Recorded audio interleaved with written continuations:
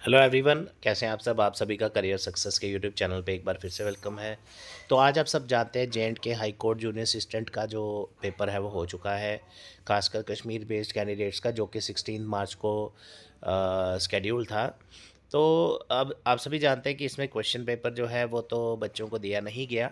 तो अब ये जो भी एग्ज़ाम एनालिसिस, एग्ज़ाम में क्या क्वेश्चन आए, ये सारा अब मेमोरी बेस्ड ही एनालिसिस रहेगा, जिसमें बच्चों ने जो क्वेश्चन किए हैं अब एग्जैक्टली 100% क्वेश्चन किसी को भी याद नहीं होते।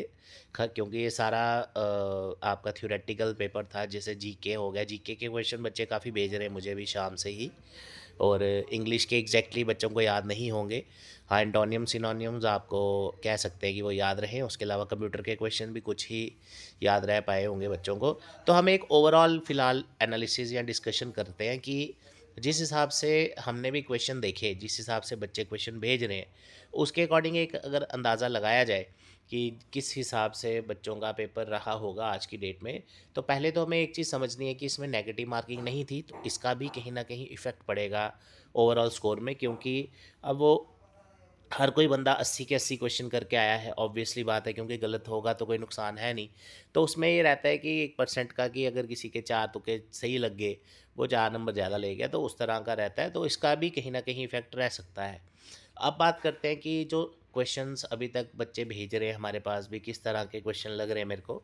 तो ओवरऑल मुझे पेपर थोड़ा आप कह सकते हैं टिपिकल सा लगा।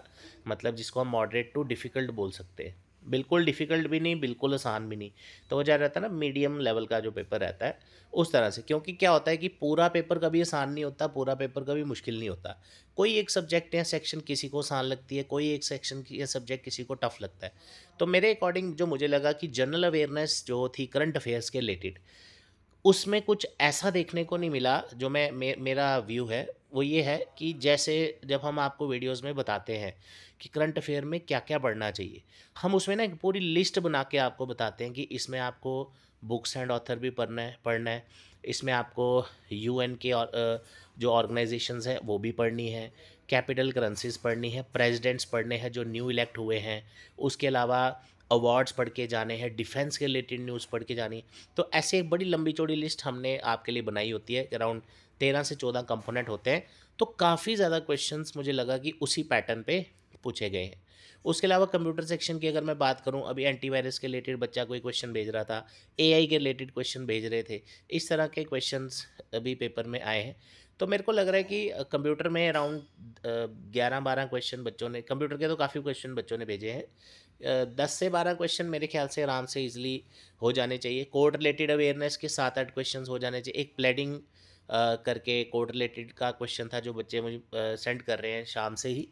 उसके अलावा इंग्लिश में आप लगा के चलिए कि इंग्लिश थोड़ी बच्चों के हिसाब से, जो मुझे क्वेश्चंस का या ये पता चला कि किस तरह भेज रहे हैं, तो इंग्लिश काफ़ी इजी मुझे लगी।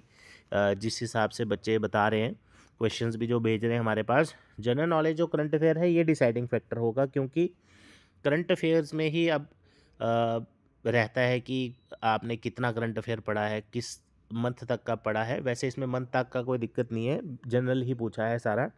जो भी करंट अफेयर में चीज़ें पूछी जाती हैं वो सारा पूछा है, ठीक है।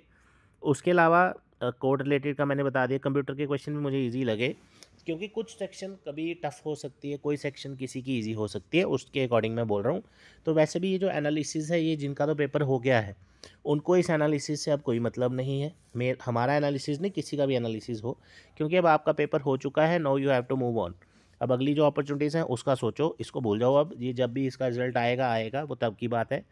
अब जिनका पेपर 23 मार्च को है, संडे को, उन लोगों को एक जस्ट एक आइडिया मिल जाएगा कि किस तरह का क्वेश्चन पेपर आया है। तो 7 दिन में बस ये है कि बंदा रिवीजन ही कर सकता है, जो बंदे ने पढ़ा हो। तो यही इसमें है।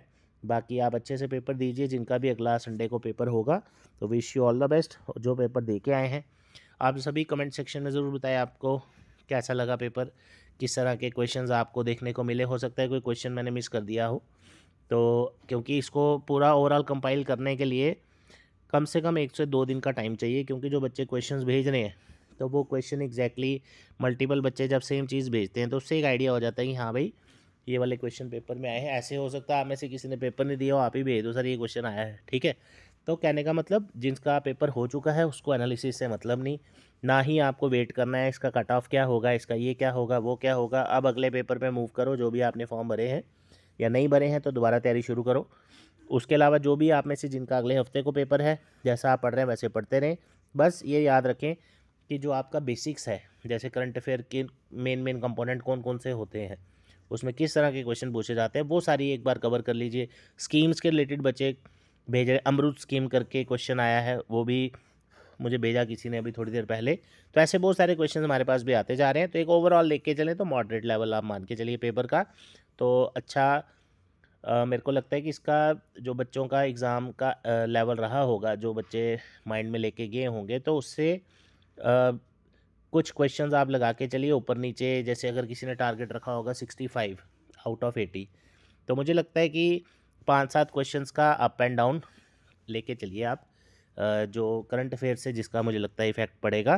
तो एज ओवरऑल देखा जाए तो मॉडरेट लेवल का पेपर था, अच्छे लेवल का पेपर था, अच्छा पेपर था जिसको हम बोल सकते हैं। ठीक है, तो इसमें आज इतना ही। Thank you so much, all the best, जय हिंद।